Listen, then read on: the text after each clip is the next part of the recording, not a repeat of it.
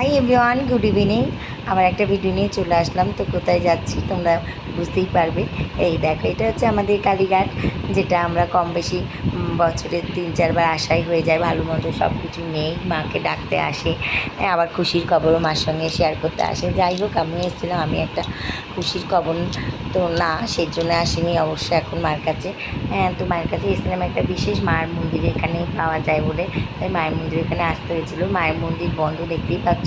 আবার বিকাল 4টের সময় খুলবে, কেন দুপুরবেলা মা একটু তো রেস্ট নেয়, তাই বন্ধ করে দেয় দরজাটা। তো আমি জানি, তাও এসেছিলাম। আমি ভিতরে ঢুকতেও পারতাম না, আমাদের কালো ফিস চলছে, ওই জন্যে। দেখছো কেমন পুরো এলাকাটা শুনছেন, এতটাই রোদ্দুর, এতটাই মানে তাপ, রোদে যে বাইরে না বেরানো খুব প্রয়োজন, না হলে বাইরে বেরানোইটা উচিত না। তো আমি প্রয়োজন করেই এসেছিলাম। তো তোমাদের সঙ্গে শেয়ার করব কী দরকারে আমি চলে আসলাম।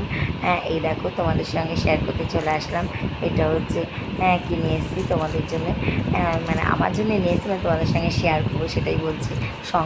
শঙ্খ আমার ছিল, তো একটা রাগ অভিমান বকবক করে সেদিনকার শঙ্খটা পরে ভেঙে গেল, মানে ভেঙে ফেলেইছিলাম ধরতে গেলে। তো আবার ভাবলাম অংশালো যে ঠাকুরের জিনিস কিনে, শঙ্কর আওয়াজটা শুনে নাও। তো তাই ভাবলাম যে ঠাকুরের সঙ্গে রাগ অভিমান করে কি পারবো।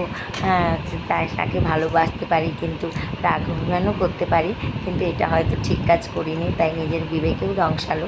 তাই জন্য একটু আর একটা কিনে নিয়ে আসতে চলেই গেলাম, হাজার রোদের মধ্যেও। কেন শঙ্খ ছাড়া ঘরে সত্যি ভালো লাগে না, তাই না, পুজো দিতে। টাটা, বাই, ধন্যবাদ। কেমন হয়েছে অবশ্যই জানি।